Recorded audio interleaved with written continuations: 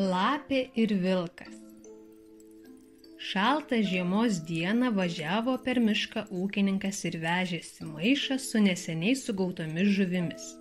Ūkininkas jas nupirko pas žvejus, kurie ežere žiemą žvejodavo. Važiuoja žmogus, o iš paskos išalkusi laputė bėga. Ir taip ji panoro žuvų, kad net seiliai nutyso. Bėga ir galvoja, kaip čia žuvų paragauti. Sugalvojo. Nubėgo greitai į priekį ir atsigulė skersai kelių. Guli lyg negyva, uodegą į šoną atmetus.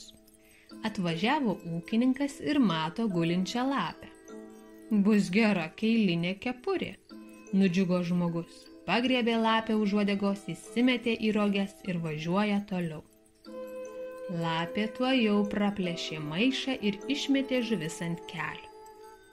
Po to iššoko iš rogių, susirinko žuvis ir nusinešus paslėpė tankumynę. Kol žmogus apsižiūrėjo, lapės ir pėdos atšalo. Žmogus pamatė tik praplėštą maišą, daugiau nieko.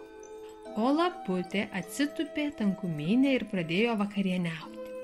Tik kur buvęs, kur nebuvęs, pašlumšt vilkas ir jau stovi priešais ją. Sveika laputė kumutė, sako jis. Matau, kad vakarieniauti susiruošiai, gal ir mane pakviesi kartu pavalgyti? O kad tave pūga užpustytų, supyko lapė, bet bijodama vilko nedrįso prieštarauti. Štai, valgyk. Ir numetė vilkui porą žuvelių. Prarijo jas vilkas kaip saldainius ir daugiau prašo. Kur aš gausiu tau daugiau, atsikalbinėjo lapė. Eik ir pats pasigauk, man irgi nelengva ją susigauti. Kumutė, mieloji, plonino balsą vilkas. Išmokyk mane žuvauti. To žuvelės tokios skanios, kad gali liežuvį praryti jas bevalgydamas. Einam, pamokysi mane žvejoti. Einam, sutiko lapė ir nusivedė vilką prie ežero, kur juodavo žvejų iškirstos eketės. Kišk uodegą eketėn ir lauk, iki žuvys užkibs. Tik neskubėk, nes pačias didžiausias išbaidysi. Tupi vilkas uodegą eketėn įmerkęs, bijodamas net pajudėti. Padangėje mėnulis kaip blynas šviečia, o šaltis spaudžia net tvoros pyšką. Taip ir tupėk ramiai nejudėdamas, sako laputė, o aš bėgsiu truputį pailsėti. Ir nukūrė į tankumyną baigti vakarieniauti. Po valandos vilkas trukt uodegą, bet ši ne iš vietos. Aha, matyt užkibo pati didžiausia, apsidžiaugė vilkas ir dar stipriau patraukė, bet kur tau, uodega ne iš vietos. Nusigando pilkis, ėmė šokinėti ir daužytis, bet ledas nekrust. Ryte atėjo žmonės į ežerą vandens ir pamatė vilką su eketėje prišalusią uodegą. Greitai subėgo visas kaimas vilkui kailį karšti. Moterys su šluotom, vyrai su spragilais, o piemenukai su botagais. Mato vilkas, kad viskas gali baigtis labai blogai ir ėmė šokinėti, kiek tik jėgos beturėdamas. Šoko kelis kartus į viršų. Uodega pokšt ir nutrūko, kaip pakulinis siūlas. Pasileido vilkas į mišką, kiek tik valiodamas ir negalvodamas nei apie žuvis, nei apie vakarienę.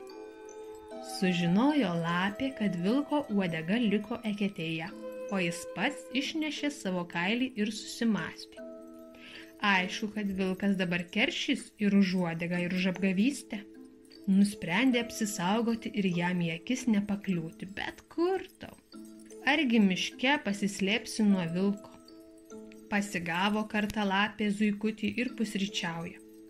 Tik užsižiopsojo ir jau vilkas prieš ją stovi. O tu apgavikė, sušuko piktai. Kokią žvejybą man parodei? Per tave uodegos netekau ir vos galo negavau. Dabar tu man atsiimsi. Mato lapė, kad blogai baigsis ir pradėjo ant vilko šaukti. Uoj, tu goduoli, ką tu čia mane bari? Pats būdamas kaltas. Visa žuvis išbaidei, žmonės supykdė ir uodegos netekai. Kodėl aš kasdien žuvauju ir niekam neužkliūvu? Ar ir šiandien žuvavai? Klausė vilkas. Ne, šiandien penktadienis, tai valgau pasnikiškai. Prisilaužiau drebulės šakų ir dabar jas kremtu. Gal ir tu nori? Paėmė kelias drebulės šakas ir pametė vilkui. Turbūt meluoji, kumute, atrėžė vilkas. Juk štai sniegas palei tave kruvinas. Kad tau liežuvis sutintų nuo tokių šnekų, supyko lapė. Taigi kramtydama šakas išsilaužiau dantį ir todėl bėga kraujas. Bet nieko, šakos sveika valgyti. Pamėgino ir vilkas lapės valgio, prarijo šakų, bet pilvą pradėjo skaudėti. Pamatė, kad lapės nepergudraus ir liovėsi su ja draugauti.